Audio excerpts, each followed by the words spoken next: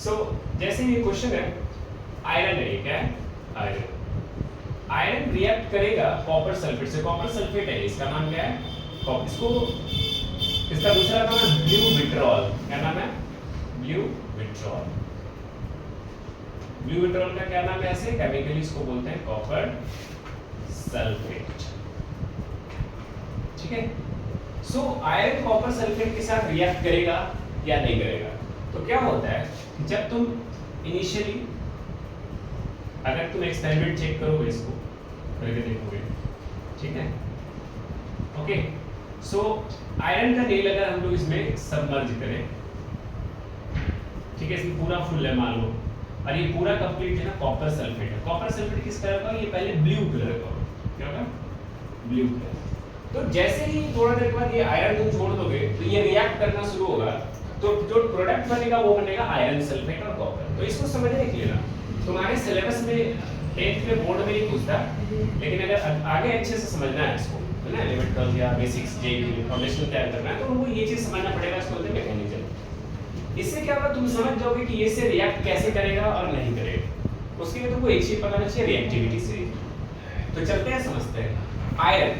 Iron को कैसे लिख सकते हैं? चार्ट बाय Fe2+ या +2 भी लिख सकते हैं। मैंने +2 लिखा, तुम 2+ भी लिख सकते हैं। Fe+2, इसको मैंने ब्रेक किया। कॉपर सल्फेट कैसे बना होगा? कॉपर की वैलेंसी क्या होती है?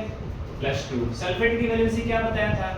-2। है ना, यही होती है। यही दोनों रिएक्ट किया होगा तो क्या बनेगा? क्लास 9 में पढ़े होंगे, CuSO4, क्योंकि 2 तो सिंपलेस्ट रेशियो में लिखते हैं तो नहीं लिखते। याद आया ना? अब देखो ये प्रोडक्ट बन रहा है, तो मैंने क्या किया, इस प्रोडक्ट को इसको वापस उसके इनिशियल स्टेज में डिकम्पोज किया। इसको होता है डिसोसिएट करना। आगे पढ़ोगे तुम लोग, क्लास 10th में पढ़ोगे बेसिकली एक चैप्टर इलेक्ट्रोकेमिस्ट्री, है ना, उसमें पढ़ोगे बहुत ही अच्छे से पूरे रूट्स समझ जाओगे रिएक्शंस का। चलो क्या नाम रखोगे? देखो मैं भी पढ़ाऊंगा तो बोलता जाऊंगा 10th में तुम लोग 12th में क्या पढ़ोगे, चैप्टर के साथ बताऊंगा, जिससे रिलेट कर पाओगे तुम लोग कि कहां क्या चीज है। तो वहां बहुत अच्छे समझ लोगे। लेकिन अभी जो 10th में है उसको भी मैं समझा रहा हूं। तो कॉपर का 2+, यहां से तुम देख सकते हो, ये वाला +2 है और सल्फेट का -2 है, राइट? समझ गए? तो कॉपर और सल्फेट रिएक्ट कैसे करेगा आयरन? तो इसके लिए तुमको रिएक्टिविटी सीरीज चलना चाहिए। तो तुमको रिएक्टिविटी सीरीज में चेक करना पड़ेगा, ये एक मेटल है और इसमें कॉपर सल्फेट में कॉपर मेटल। तो आयरन को इसके साथ रिएक्ट करने के लिए इस कॉपर को डिस्प्लेस करना पड़ेगा। डिस्प्लेस तभी हो सकता है जब आयरन की रिएक्टिविटी सीरीज जार में हायर रिएक्टिव हो देन कॉपर। तो कैसे पता करेंगे? रिएक्टिविटी सीरीज तुम्हें याद होनी चाहिए। तो मैंने लिख दिया साइड में, आयरन को चेक करेंगे कॉपर से ज्यादा रिएक्टिव है। यहां देख सकते हो कि आयरन ज्यादा रिएक्टिव है कॉपर से, तो इजीली कॉपर को क्या करेगा? डिस्प्लेस कर देगा। इसी रिएक्शन को हम लोग बोलते हैं डिस्प्लेसमेंट रिएक्शन। क्यों? सर रूट समझना है ना, डाउट लास्ट में ले लेंगे, एक बार मैं समझा देता हूं, फिर जो पूछना मैं बता दूंगा। सो कॉपर को आयरन डिस्प्लेस कर देगा। रीजन सिंपल है, iron is more reactive than copper. समझ में आ गया ना? तो आयरन अब इसके साथ सल्फेट के साथ रिएक्शन करके FeSO4 बनेगा। इसको भी मैकेनिज्म से मैंने क्लास 9 में तुम लोग पढ़े हो, मैंने पढ़ाया, तो समझ में आ जाएगा कि कैसे होगा। देखो आयरन को मैंने Fe लिखा, +2 थी उसकी चार्ज, सल्फेट का -2 थे। Fe ये सिंपलेस्ट रेशियो में होता तो Fe2SO4 लेकिन ये तो लिखते ही है ना, तो क्या करेंगे? इसको लिख देंगे FeSO4 आयरन सल्फेट। इसका क्या नाम है? Iron sulphate. तो इजीली आयरन सल्फेट बचेगा। तो आयरन सल्फेट जब ये इसके साथ रिएक्ट करेगा तो क्या तुमको दिख रहा है? कॉपर। क्या बच रहा है? इसलिए प्रोडक्ट में क्या बचेगा? Iron sulphate plus copper. अब मुझे जवाब दो कि जब तुम ये रिएक्शन करा रहे होगे, मैंने तुम्हें अभी एग्जांपल दिया था, अब जो यहाँ पर तुमको सॉल्यूशन का कलर है वो कैसा कलर का दिखेगा? बताओ, क्या वो ब्लू रहेगा अभी तक?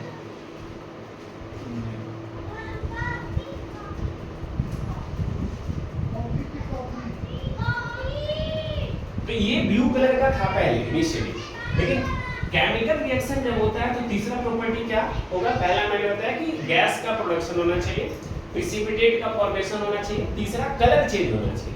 तो कलर चेंज वाला मैं तुमको एक एक्सपेरिमेंटल बेस चीजों से समझाने की कोशिश कर रहा हूँ, ठीक है? तो ब्लू कलर का जो सॉल्यूशन है वो ब्लू नहीं रहेगा, ये चेंज हो जाएगा। किसका? इसका कलर क्या होगा? जो इसका कलर होगा आयरन सल्फेट। तो आयरन सल्फेट का कलर क्या होता है? सोचो, याद करो, मैंने क्लास 9 में बोला था, जिक्र किया, मैंने बोला है ना, याद करो, कुछ तुमको याद होगा, है ना? कोई ऐसा ही विट्रॉल ही होता है कोई, देखा था कोई भी बोल सकते हो, गलती होगा ना, क्या दिक्कत है?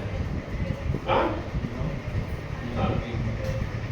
और कुछ पिंक नहीं होगा, कोई और विट्रोल होता है, उसका कलर याद करो कि आयरन सल्फेट का कलर क्या होता है?